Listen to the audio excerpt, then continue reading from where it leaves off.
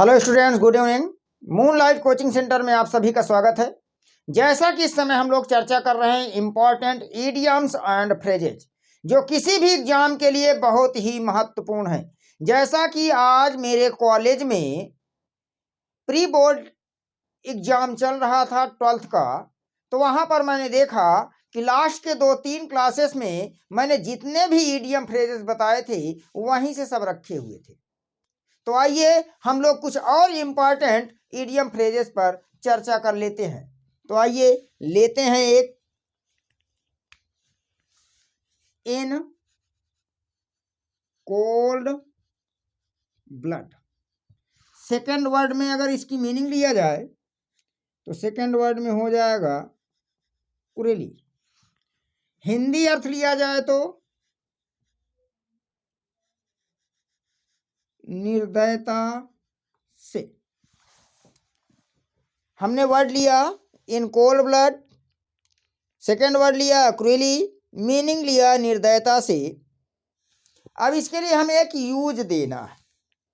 तो आइए हम लोग चर्चा करते हैं कि यूज क्या होगा। तो आइए बना लेते हैं use. Mohan killed his enemy in cold blood. ये आपका यूज बन गया। Mohan killed his enemy in cold blood. Next लेते हैं। नेक्स्ट क्या है? किथ एंड किन। किथ एंड किन।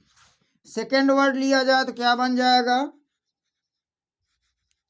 रिलेटिव। मीनिंग लिया जाए तो संबंधी या रिश्तेदार।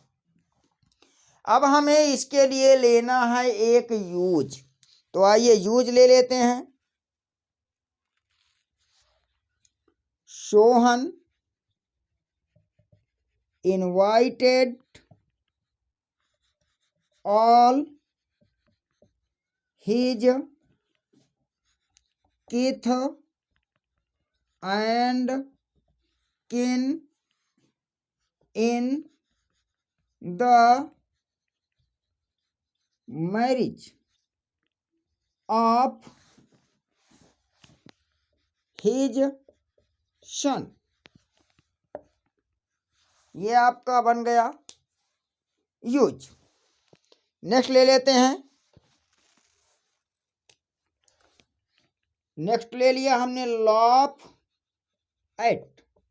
सेकेंड वर्ड लिया जोक।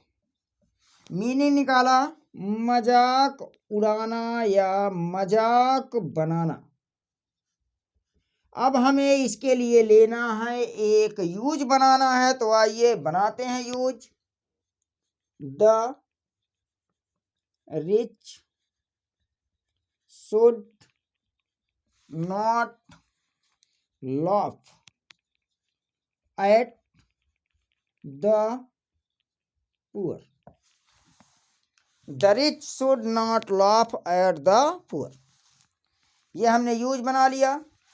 तो इस प्रकार से हम लोग जो है कुछ इम्पॉर्टेंट इडियम फ्रेजेस देख रहे हैं, जो किसी भी एग्जाम के लिए जहां पर इंग्लिश पूछी जाती है बहुत ही महत्वपूर्ण है।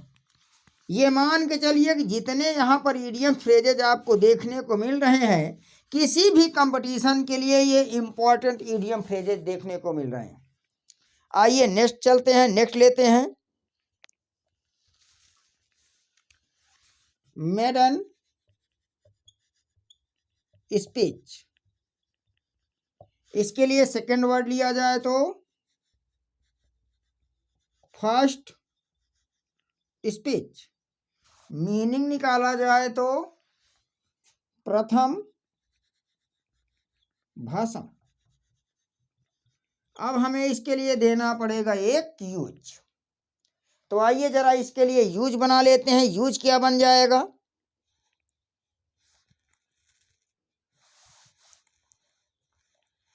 दो ही spoke his maiden speech.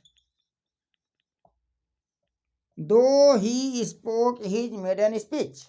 यद्यपि उसने अपना पहला भाषण दिया। इसके बाद यहाँ पर हम कामा लगा सकते हैं। कामा का मतलब हो जाएगा फिर भी। It was very impressive.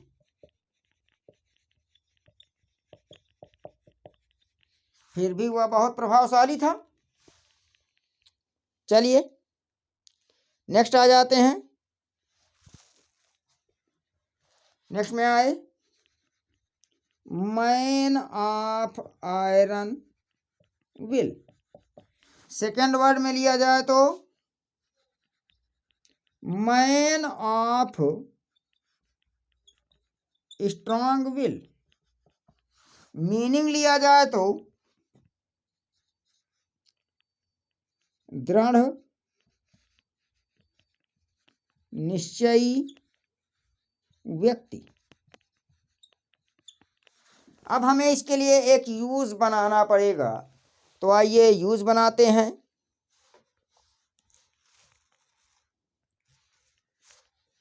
Sardar Patel was a man of iron will। इस तरह से हमने यूज बना लिया।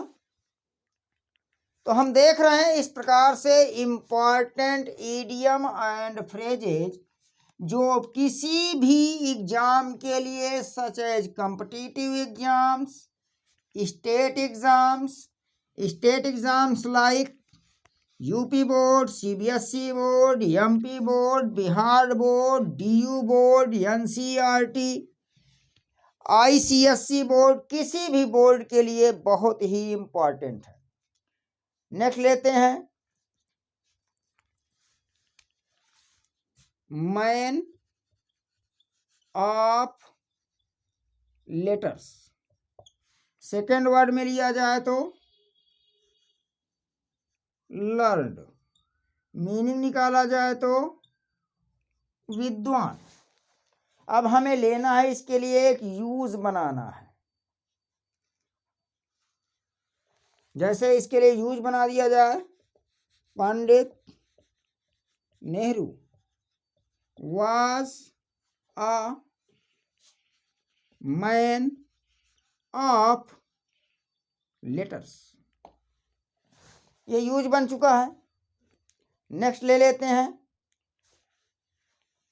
नेक्स्ट है आपका null and void. Second word लिया जाए तो इन इफेक्टिव। और इसके लिए अगर मीनिंग ले लिया जाए तो क्या बन जाएगा? शून्य, अर्थात नथिंग, कुछ नहीं। अब हमको इसके लिए देना पड़ेगा क्या? एक यूज। तो आइए यूज देखते हैं। The election was declared null and white। The election was declared null and white। तो इस तरह से हमने आज कुछ इंपॉर्टेंट इडियम एंड फ्रेजेस पर चर्चा किए हैं जो किसी भी एग्जाम के लिए जहां पर इंग्लिश पूछी जाती है हर जगह के लिए महत्वपूर्ण है। तो यदि क्लास आपको अच्छी लगी हो तो वीडियो को लाइक कीजिए, कमेंट कीजिए, शेयर कीजिए। मिलते हैं नेक्स्ट क्लास में। Thank you for watching the class.